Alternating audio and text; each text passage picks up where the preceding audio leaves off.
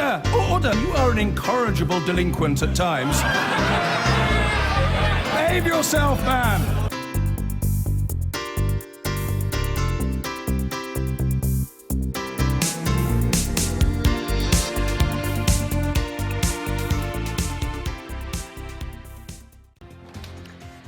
Elliot Johnson was 21 years of age. He was found dead by a railway track in September. He'd been hit by a train, having apparently taken off his shoes, laid down on a towel and waited for that train.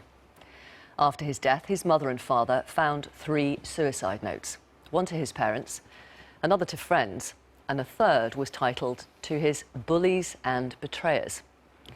Elliot Johnson claimed he had been bullied by the party's youth organiser, a man called Mark Clarke. These claims have rocked the Conservative Party, with further allegations of bullying, harassment and blackmail by Mark Clarke continuing to emerge over the last few months. Mark Clarke denies all the claims. The key question, though, is who knew what when. This morning, the man who's effectively in charge of running the party, Lord Feldman, is facing allegations he was first told about the bullying 5 years ago.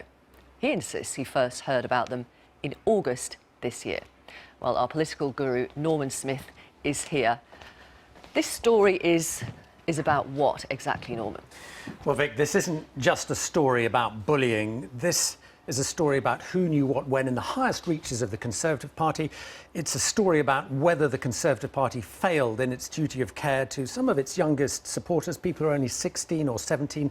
It's a story about the way young people can be treated in the sort of brutal world of Westminster. But our story begins last year in March, when a vibrant new Tory youth campaign was set up called Roadtrip. And this was where young party activists were bussed around the country to campaign, to hand out leaflets. And when they'd finished, at the end of the day, they'd go for a drink, they'd go for a curry, they'd go clubbing, they'd have a good time. And the Tory party loved it. It was a different sort of youth campaign.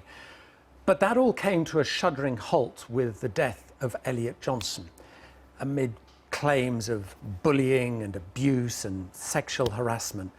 The next key date is November the 18th of this year, when the man who was the driving force, really, behind Roadtrip, the man who set it up and got it going, a man called Mark Clarke, was sacked, expelled, booted out of the party for life. Now, bear in mind, Mark Clarke was a man who was previously called the Tatler Tory because Tatler magazine had hailed him as an up-and-coming Tory high flyer. He was booted out of the party amid the bullying allegations, which he denied.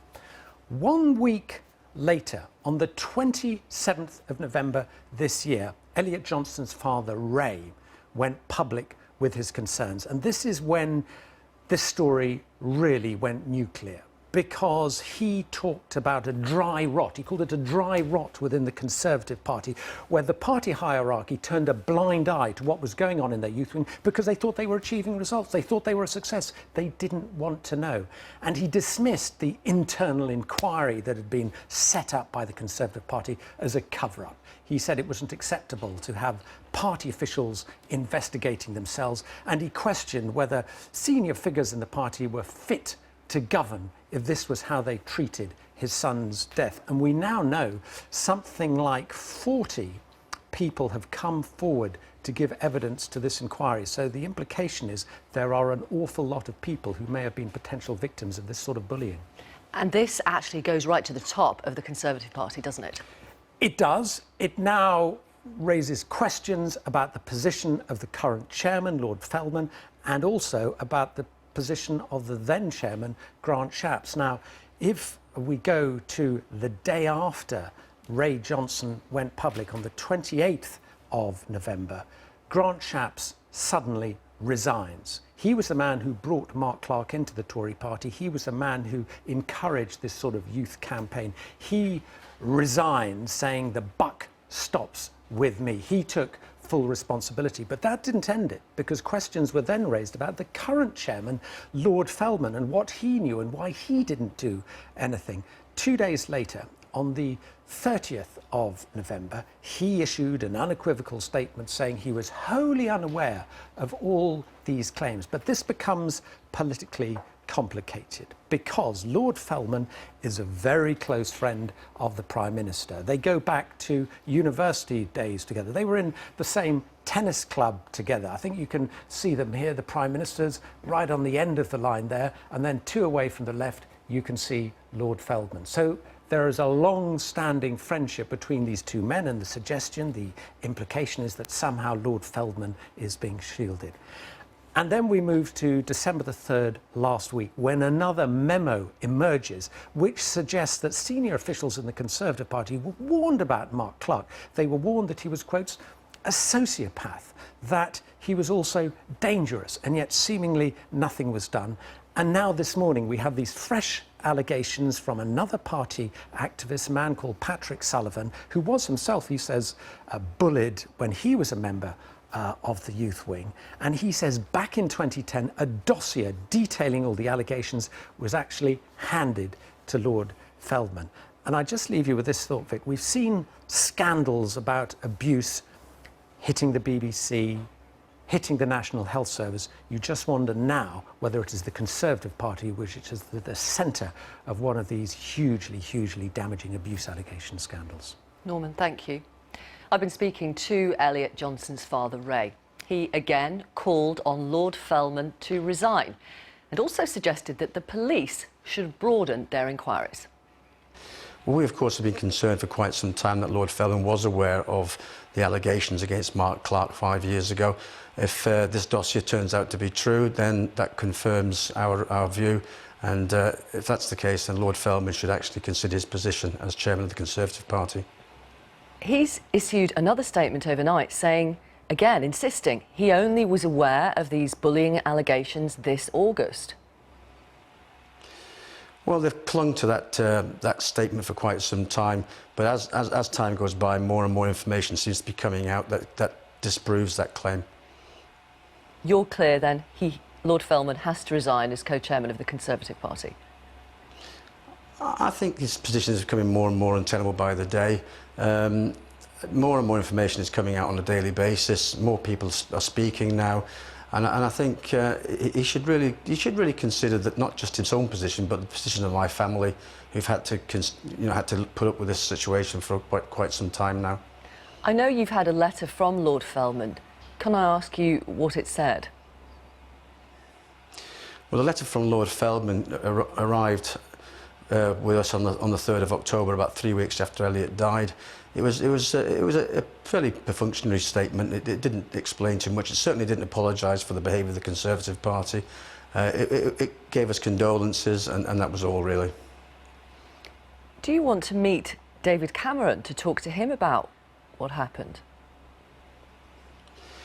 Would that make any difference? I don't know. Mr Cameron is clinging to his friend Lord Feldman. I'm not sure whether his position would move. If that's the case, there's not a lot of point in doing that. Is that what you think is going on here, that David Cameron is protecting his friend?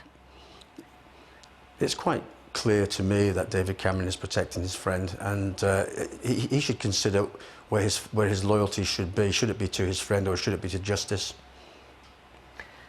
The Conservative Party, as you know, says an independent law firm is now investigating the allegations. Are you satisfied that this law firm is independent enough?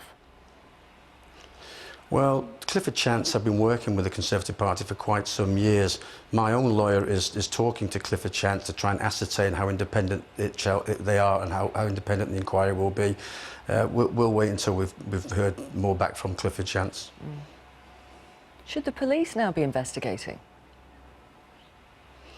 Well, the police are investigating. The primarily concern of the police is to investigate for the coroner, but as they speak to more and more people, more allegations of criminality are coming out, and their inquiries are widening. And do you want them to focus on the wider claims? I think they need to. They can't just simply focus on the coroner's inquiry. There's a very large suggestion that there has been a lot of criminality involved in here, and CCHQ are part of that. They're covering up and have been covering up allegations for many years. And why do you make that claim? simply because the number of people are now starting to come forward, and we've got activists who said that they complained years ago and nothing was actually done. And as time has gone by, more and more activists are breaking cover and are making these claims. Can I ask how you and your family are adjusting to life without Elliot?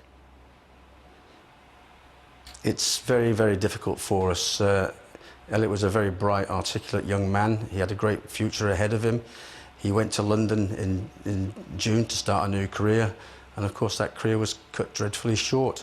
I have two young daughters, one of whom started university only 10 days after Elliot died, so it's been very, very difficult for her. I have another young daughter, and as a family we feel broken, really. We're coming towards Christmas, and it's going to be hard to actually celebrate Christmas in any way because of the loss of our son. I know you've given up work to focus on trying to get what you describe as justice for your son. Have you been able to grieve properly whilst all this is going on? We as a family are grieving, and as is the extended family and all of Elliot's friends. But my focus is firmly on getting justice for Elliot, and that is, I suppose, halting the grieving process to a certain extent. There are times when I'm alone, you know, it gets very tearful. But other than that, I am concentrating firmly on making sure that this situation is resolved, not just for my son Elliot, but for all the other young activists who have been badly affected by this. What do you want to happen next, then? Well, the Conservative Party have got to come clean. They've got to stop hiding behind themselves, and they've got to stop hiding behind the fact that they claim that they're unaware of allegations. It's quite clear allegations have been going in because there's been that many of them, and they really have to be a bit more honest with people and start to understand that they, as the governing party of this country, are as responsible as any other organisation in this country in making sure that bullying is prevented and stopped. It seems to be an endemic culture within the Conservative Party. They need to clean up their act. Mr Johnson, thank you very much for talking to us. I really do appreciate your time. Thank you. Thank you. Ray Johnson. Well, I've got various statements to read from various parties. Lord Feldman told us, "I was wholly unaware of allegations of bullying and inappropriate sexual conduct by Mr Clarke prior to August 2015. Such behaviour is abhorrent to me, and had this been brought to my attention, I would have taken immediate action to investigate, as I have done since I received the complaint in August 2015.